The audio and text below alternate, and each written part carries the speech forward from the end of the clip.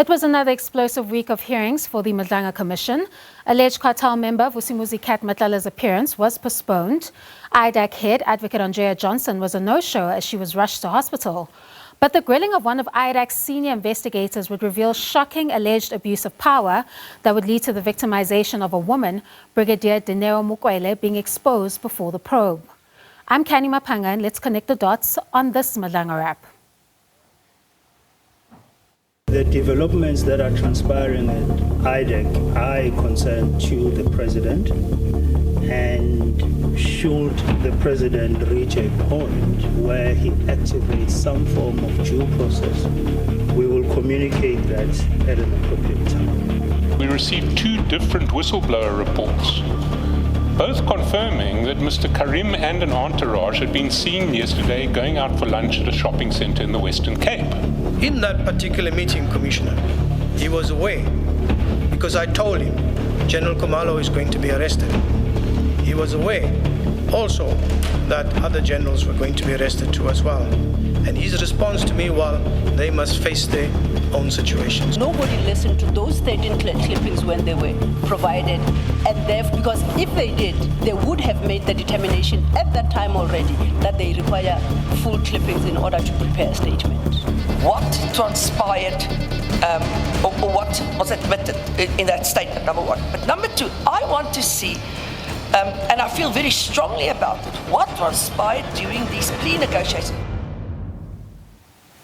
All right, let's begin here. The highly anticipated appearance of a central figure in the allegations that gave birth to the Madlanga Commission was postponed to September.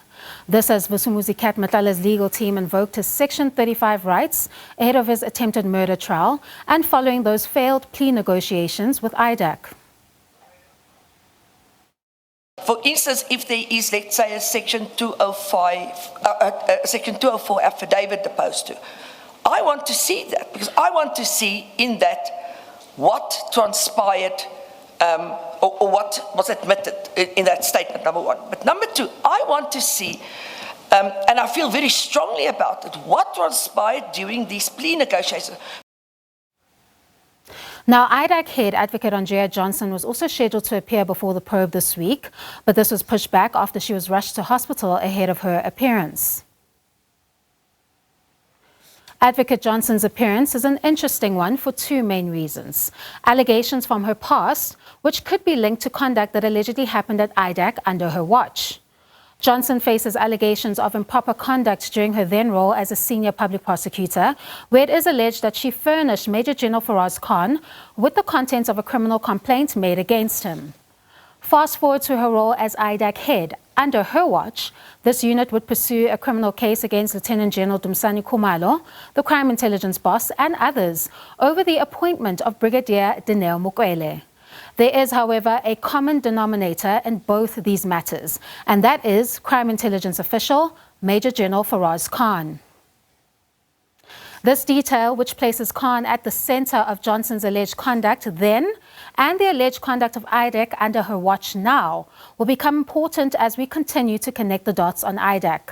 Find out why after the break.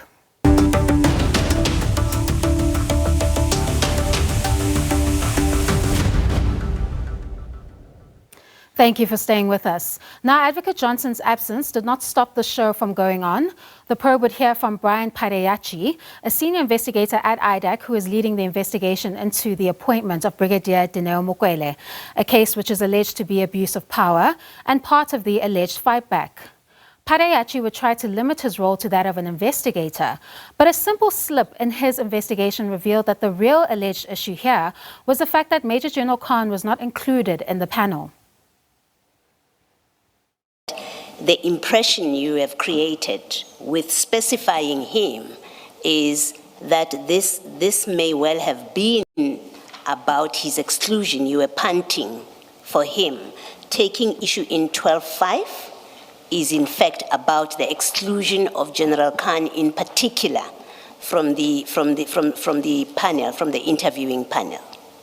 That's the impression this paragraph creates, because you cover it by mentioning that there were other 6 major generals that could have been chosen within crime intelligence, but curiously, it's General Khan that you mentioned. And what we know about him is he was in the previous panel, of the previous panel that did not succeed in filling this post. We know he was there.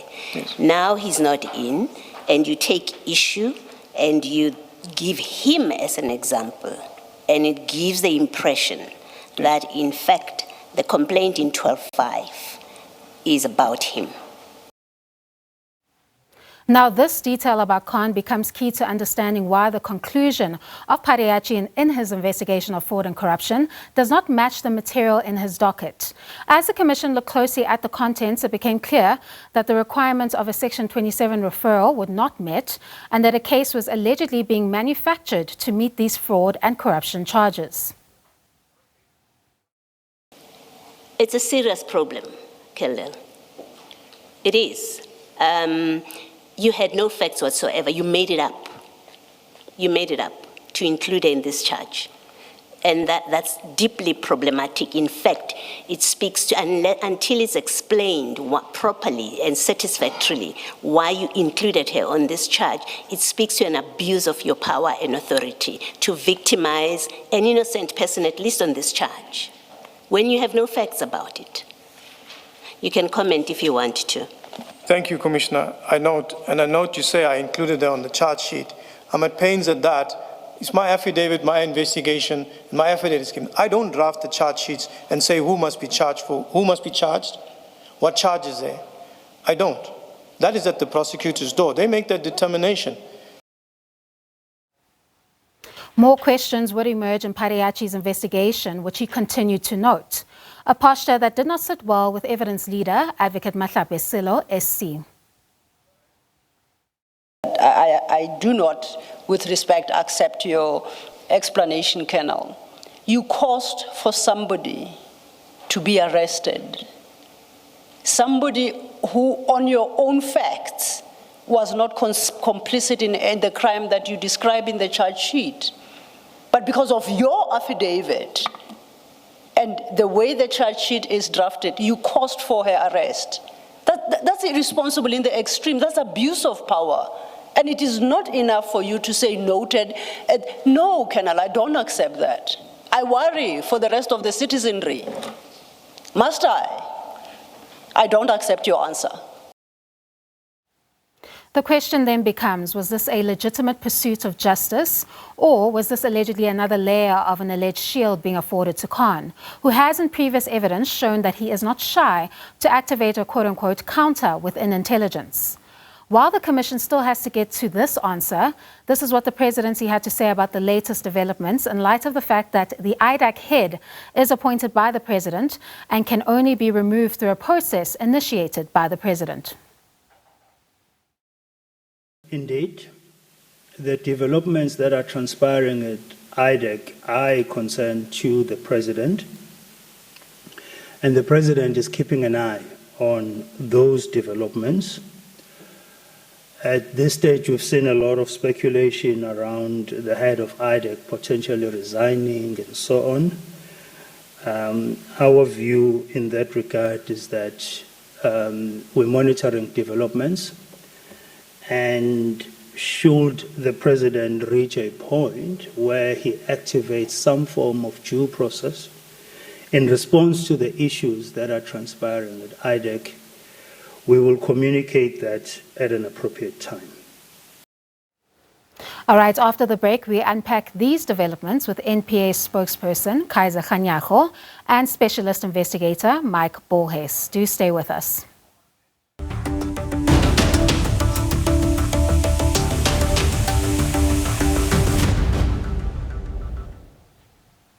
Thank you for staying with us. Now, as promised, NPA spokesperson Kaiser Khanyago and specialist investigator Mike Borges join us to unpack the latest developments regarding IDAC and seemingly what appears to be an alleged battle for crime intelligence in this regard. I think, Kaiser, we can start with you because everybody is wondering that as this lens of scrutiny on IDAC continues to grow, does the NDPP Advocate Andy Mutibi hold the view that Advocate Johnson should step aside amid a probe into these allegations? And if so, has he communicated this view to the President? Thank you very much. Obviously, by now everybody understands that there was a meeting that was held by the Minister of Justice and Constitutional Development together with the NDPP himself, and they were joined by the head of the IDAC, which is Advocate Johnson. Therefore, in this meeting, there were things that were agreed to, but unfortunately, like I indicated, I can't then indicate it as a view of the NDPP or a view of the minister, because those things that were agreed on have to be tested or maybe taken to the next level of engagement before they can be communicated. Therefore, it will be unfair on our part to then start speaking about all of those things now of what was decided on Friday afternoon until the next level of the engagements happen, and that I hope will be very soon. And Kaiser, when the statement says that no individual is bigger than the unit, that is IDAC, what then must the public make of such a sentiment in the statement that was released over the weekend with respect to these meetings and the growing calls for some form of an action to be taken against Advocate Johnson in light of the current allegations? Yeah, obviously, we are talking about the way institutions have to be supported and strengthened. And we are saying we cannot allow, as government, any institution to be destroyed by one individual. And you would have heard even today when the judge, Raulinga, was speaking there, he mentioned the same thing, where he's basically saying no individual will be allowed to destroy any institution. And that is a general statement, and that will include a person like myself. I cannot be allowed to destroy IDAC on my own, nor is the NDPP. Therefore, it is important that we as the public need to support the institutions. People will come and go, but the institutions will remain. All right, I want to quickly shift gears and bring in Mike into this conversation, because it seems that the evidence that caught the attention of the public was the case of Brigadier Dineo Mokwele. And seemingly, it appears that Major General Faraz Khan is someone that was mentioned that should have sat on the panel. Already that is being seen as something that goes far beyond IDAC's mandate and business, but it also speaks to that kind of internal battle within crime intelligence to have control of that particular unit. What do you make of this discovery, Mike, keeping in mind that Johnson herself was placed in allegations of improper conduct with Khan in the past, and now that could be possibly linked to the conduct that we're currently seeing at IDAC right now? Well, first of all, I speak for the public when I say they are confused, and this is a huge problem. And it needs to be explained in a way that the public can understand it. Because what has happened is the public is absolutely in full trust with the Commission, as well as the authorities presently affecting the investigations, the prosecutions, and the arrests. And this can now all fall apart. Because from the public's point of view, and us as other specialist investigators, experts, that is standing on the periphery, this is what we deduct. And unless you quit your job and 24/7 sit in front of a TV and follow the hearings, the public will be in a situation where there will be assumptions, and that's going to be a huge problem. So in our view and from the public's view, it is a huge concern. But what I want to say, and I hope the nation is listening, is that there can only be complete, total, truthful answers after everything has been done and dusted by the Commission. We must understand that the Commission actually, in my opinion, not the President, it's not the President that must decide. There must be a vote amongst all the investigators and the Commission sitting and then saying, listen, there was an abuse of power. There was some mistakes made. Was it intentional? Was there corruption? There must be, if there's an intentional situation, a lifestyle audit must be checked for corruption. And there must be facts. But it cannot be a he says and she says. But mistakes will be made and has been made. But you don't throw the baby out with the bathwater. So this whole commission is extremely important in the eyes of the public, and they must make the call whether there must be a change in IDAC or not. And then the President, which has appointed IDAC, can then just confirm. Because remember, the president also at the stage has to come and explain why has all this happened under his watch? Why is our country in such a state? And we must not forget the $580,000. So he is not beyond reproach, but the commission is presently. In my opinion, they must make the call. Just very quickly, Mike, the investigative methods of IDAC have also been placed under scrutiny. The approach that Pariachi followed, in your experience as an investigator, was that the appropriate method in investigating a matter of this nature? It appears, allegedly, or at least that's what the evidence suggests, that there may have been a conclusion that they were trying to arrive to, and it wasn't based off of what they were finding initially in their investigation. In my opinion, so far, and this is speculation, and remember, I only deal with facts, there could have been mistakes made. I don't think it is intentional. I don't think there's corruption. But at the end of the day, I myself, as a specialist investigator with my team, which they have, must do the investigation. And I've got full trust in the commission that once everybody is in front of them, they'll get to the bottom of this. But the possibility of mistakes that has been made, especially when affidavits hasn't been checked thoroughly. You know, if an affidavit goes through a group of authorities, everybody must check and recheck. We do the same, and then only it is presented. And I think there could be administrative mistakes. And lastly, very quickly, Kaiser, we have run out of time, but we do know that the warrants of arrest were put on under review, rather. But what then happens to the IDAC cases that are being placed before the spotlight at the Madlanga Commission? Are those going to be subjected to reviews themselves as well? Yes, we have announced on the 10th of July through the NDPP himself that all the matters that relate to crime intelligence that are investigated by IDAC are now going to be reviewed. Not only reviewed, but be reviewed by external people who are going to then look at it in an independent eye.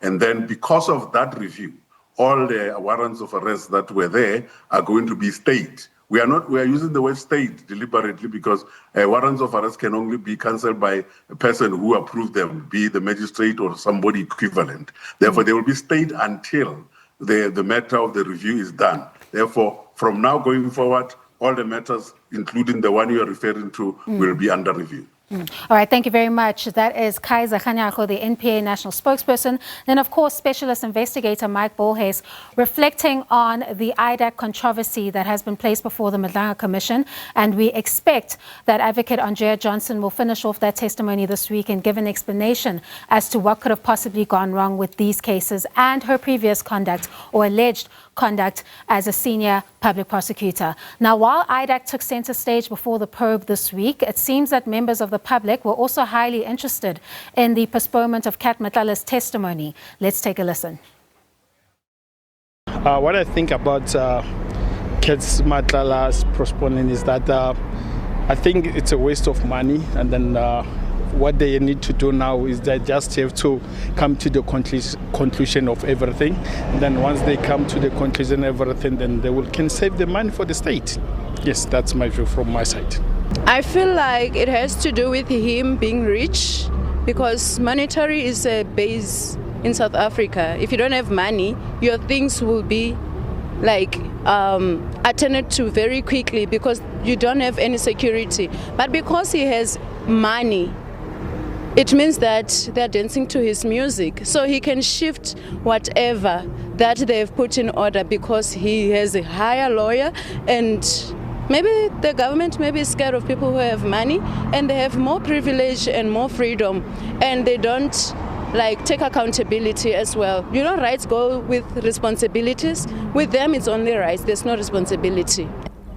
Okay, forget Matlala ke Philippine la ga ena no sonzo ara tsono di evidence side sonzo di tswe no sonzo ket Matlala sorry every day ba postpone ra no ara ke Philippine ba botle ba metse ket Matlala ora a tshwariwe a ba tshaplo tso tle di fele ka bana Madlanga e a fele ke neng wantsa postpone ba ntsela batho ba ena no sonzo ra ba ntse hanyo go bantsa wa fitla o ntse postpone ke mo ke fella mo teng. All right, that brings us to the end of this week's wrap. All eyes are on the Commission as Advocate Johnson is set to take the stand on Tuesday amid growing calls for action to be taken by the President. Meanwhile, Witness M is set to take the stand tomorrow behind closed doors, and Suleiman Carrim will close off the week with his postponement bid, which he wants to do behind closed doors. Thank you to our SABC3 viewers for joining us yet again. Let's meet again next week, Sunday at 4 p.m. as we continue to connect the dots.